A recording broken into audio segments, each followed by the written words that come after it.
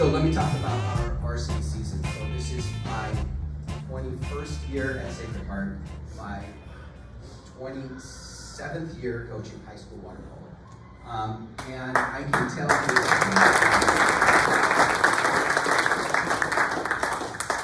tell you two things for sure at this point. One, teenage boys are going to make some really stupid decisions. That's one, I promise you that. And two, they almost always break through. They get there.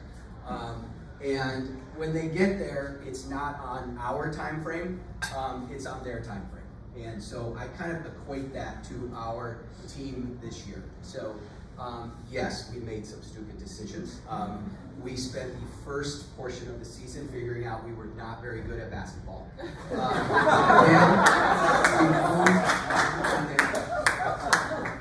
We had a whole lot of injuries. We had our first healthy practice with our entire team in mid-October. We went down to the Elite Eight, and for lack of a better term, we got our teeth kicked in. And the thing I told the boys afterwards, which was, one, we weren't doing a very good job of coaching them. That includes me. We weren't getting through to them. Our lineups were terrible. Everything was just bad at that point. And we were the first ones to admit that. And I really feel like that was the point for us at our absolute lowest. And they kind of had two choices of where they were going to go with our season. And they came roaring back. And for me, it was this game against Harvard Westlake at the North-South, which we were just a little bit short. We didn't win, but it was one of the top teams in the country. And we lost by a goal. And I felt like afterwards, the guys, the coaching staff were just like, we could really do this if we wanted to. And everything starts clicking. The team is fully engaged.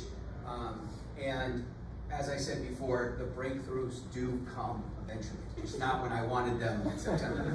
So I tell our kids the same thing every year, even though I often break the rule. And for us at Sacred Heart, the tournaments are practice. All the games are practice. All we focus on is in November. Right? We want to be really good in the month of November. And so the breakthrough happened. And so I am so proud to say what these guys did in that month of November. So we won WCIL in a one-goal game, came back and won our 14th consecutive CCS championship in perhaps the most chaotic.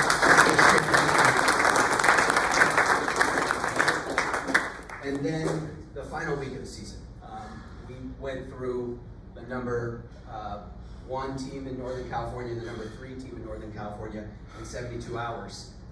And without question played our best 2 games, our last games of the season. So congratulations to those guys.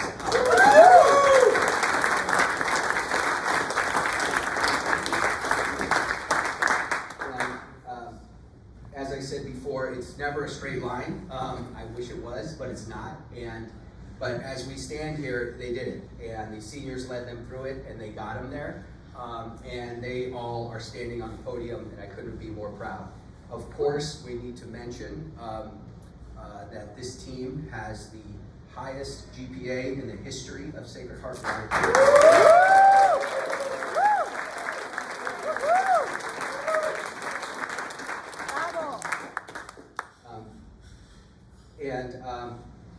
Hopefully the younger kids in the room are looking at that and seeing that as I tell the kids all the time, all things are possible. You can be a member of the varsity team, you can have an amazing GPA, you can have a great social life, you can do everything. And this senior class, as they were talking about, is a great example of that. So hopefully our younger kids are watching and using those guys as role models.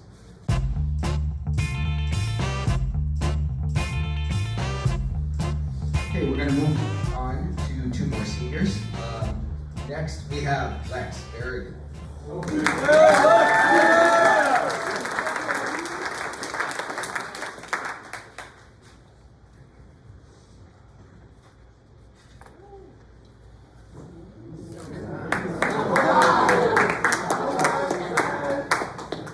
So Lex, Lex is another one of our level 3 players who had some decisions to make last year and chose to put all of his heart into coming out, making the water polo team, and being a member of our team.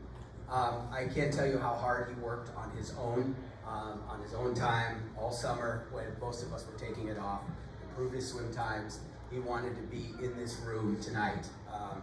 And I'm so proud of the work that he put in. I'm so proud of him being on our team and contributing in every single way you would want a senior to contribute to.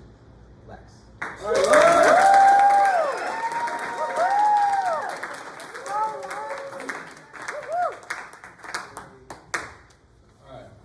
Before I get started, I want to say thank you to my mom and dad for supporting me through this entire journey.